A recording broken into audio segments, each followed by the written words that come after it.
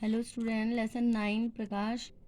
हम डेरिवेशन पढ़ेंगे जिसमें कि सिद्ध कीजिए कि दर्पण में प्रतिबिंब दर्पण के पीछे उतनी ही दूरी पर बनता है जितनी दूरी पर बिंब दर्पण के सामने हो। ये एक समतल दर्पण की सतह है एम डैश।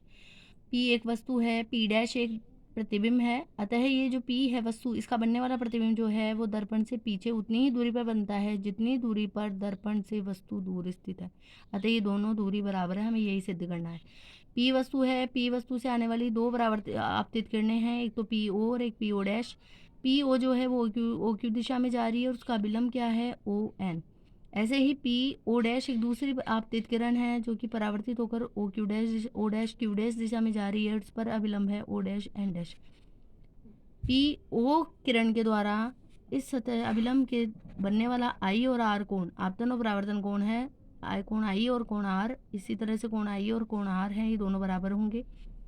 अतः हम इन कोणों के नाम दे दें, कोण 1, कोण 2, कोण 3, कोण 4, कोण 5, कोण 6, कोण 7 और कोण 8, कोण 9 एंड कोण 10। अब हमें ये सिद्ध करना है कि त्रिभुज जो है पी ओ ओ डैश और त्रिभुज पी डैश ओ डैश जो है एक दूसरे के बराबर हैं, समरूप हैं। इसमें सबसे पहली शर्त ये आ गई कि समरूप त्रिभुज में एक भुजा क्या होती है, उभयनिष्ठ होती है। तो ओ डैश ये हमने पता कर लिया या दे रखा है। परावर्तन के नियम से कोण आई बराबर कोण आर होते हैं। अतः कोण 2 और कोण 3 क्या है, परावर्तन और आपतन कोण है। तो कोण 2 और कोण 3 समीकरण 1 हो गया। हम ये देख रहे हैं कि चित्र में कोण 1 + 2 जो है वो इस अभिलंब से 90 डिग्री का कोण बना रहे हैं। अगर दोनों को जोड़ दिया जाए तो 90 डिग्री है। इसी तरह से कोण 3 और कोण 4 भी क्या बना रहे हैं, अभिलंब से 90 डिग्री का कोण। ये दोनों बराबर करने पर कोण 1 + कोण 2 बराबर कोण 3 + कोण 4। समीकरण 4 में 2 का मान हम समीकरण 1 से अगर 3 रख देते हैं, समीकरण 1 से कोण 2 का मान 3 रख देते क्योंकि ये दोनों कोण बराबर हैं। अतः हम कोण 1 + 3 कोण 3 और कोण 3 + कोण 4 कर दें। इस 2 की जगह हमने कोण 3 रख दिया समीकरण 1 से, तो आ गया कोण 1 बराबर कोण 4, दोनों कैंसिल हो गए। कोण 4 हम यहाँ देख रहे हैं, कोण 1 और 4 तो आ गया नियम से बराबर।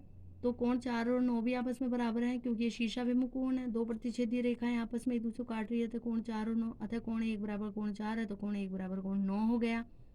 इस समीकरण को जब कोण 1 बराबर कोण 9 हो गया तो इसमें 180 डिग्री में से दोनों कोण को घटाएंगे तो यहाँ देखेंगे कि जब ये 180 डिग्री बना रहा है पूरा और उसमें से हम कोण 1 को घटा देते हैं, तो कोण 1 को घटाते हैं तो ये कोण बनता है, इस कोण का नाम है पी ओ डैश। इसी तरह से ये 180 डिग्री है और उसमें से अगर हम कोण 9 घटाते हैं तो ये कोण रह जाता है जिसे कहा गया है पी डैश ओ डैश। अतः ये दोनों कोण बराबर होंगे। अतः त्रिभुज क्या हो गया, समरूप। क्योंकि ये दो कोण कोण के नियम से आप देख सकते हैं कि ये दो कोण क्या हो गए, बराबर। ये कोण और ये कोण बराबर, एक उभयनिष्ठ रेखा बराबर। अतः ये कोण क्या है, समरूप। ओके, इसका दूसरा भाग हम आगे पढ़ेंगे।